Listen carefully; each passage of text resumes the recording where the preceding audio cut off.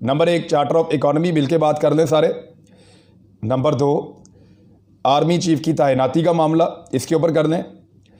Number 3 Imran Khan साहब ने कहा था कि ये सारा कुछ आप ज़रूर करें, लेकिन जो कंडीशन थी कि एनआरओ नहीं होगा। मैं इन दोनों चीज़ों पे बात करने के लिए तैयार हूँ, और चीज़ें हैं तो उन पे भी बात करने के लिए तैयार हूँ, लेकिन किसी सूरत भी उसके लिए एनआरओ नहीं होगा।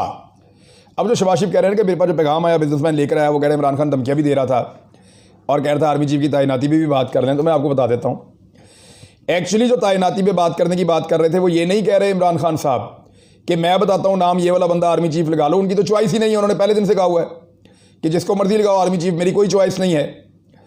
इन्हीं में से लगेगा ना जो पाक फौज के अंदर लोग हैं। इमरान खान बाहर से ला के तो किसी को लगा नहीं सकते, ना शहबाज शरीफ लगा सकते हैं।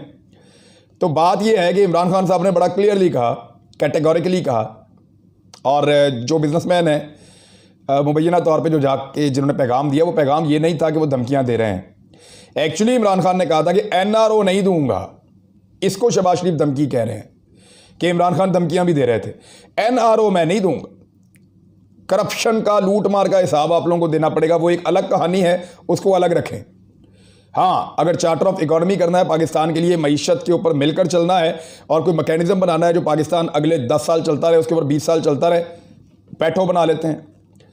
दूसरा, सियासी मामला हल करने के लिए और ये एक इंतजामी मामला हल करने के लिए आर्मी चीफ की तैनाती का तरीका, आर्मी चीफ की तैनाती मैं किसको बनाना चाह रहा हूँ वो नहीं है, आर्मी चीफ की तैनाती किस तरीक़ाकार से होनी चाहिए उस पर याद है आपको ख्वाजा आसिफ ने कहा था कि इसका भी तय होना चाहिए।